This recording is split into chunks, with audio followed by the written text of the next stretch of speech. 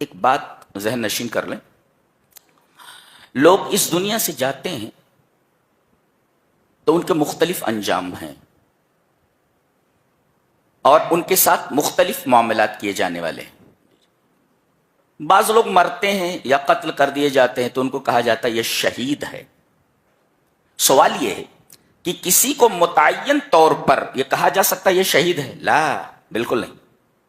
امام بخاری رحمہ اللہ اس سلسلے میں سر فہرست ہیں، وہ شیخ ابن عثیمین ہیں، شیخ ابن باز ہیں، یہ سب کہتے ہیں کہ علی وجہ القطع علی وجہ الجزم، کسی متعین آدمی کے بارے میں یہ نہیں کہا جا سکتا کہ یہ شہید ہے جب تک کہ نبی کسی کے بارے میں شہادت نہ دے دے یہ شہید ہے۔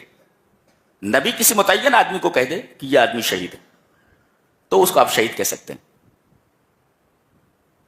اگر نبی کسی کی شہادت کی گواہی نہ دے کہ یہ شہید ہو گیا ہے، یہ شہید ہے تو ہم متعین طور پر کسی کو بھی نہیں کہہ سکتے کہ یہ شہید ہے، اس لیے کہ ہمیں اس مرنے والے آدمی کی نیت کا پتہ نہیں ہے، تو ہم کیسے کہہ سکتے ہیں یہ شہید ہے؟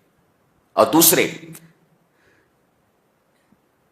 ایک قاعدہ یاد رکھیں، وان ابن عباس رضی اللہ تعالی عنہما قال قال رسول اللہ صلی اللہ علیہ وسلم من سب اصحابی فعلیہ لعنت اللہ والملائکۃ والناس اجمعین۔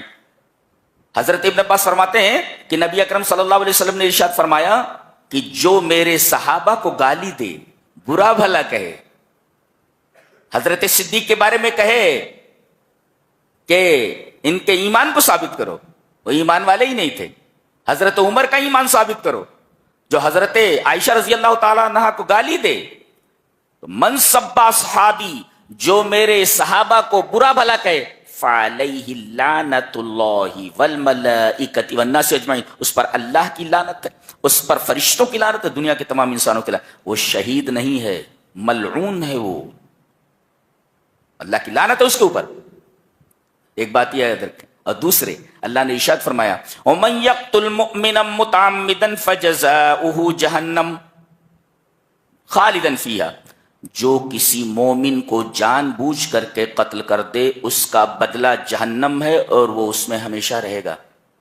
ایک مومن کا قتل اتنا بڑا گناہ ہے، اور جو لاکھوں مسلمانوں کا قاتل ہو، اس کا سبب بنا ہو، اس کو شہید کیسے کہا جا سکتا ہے؟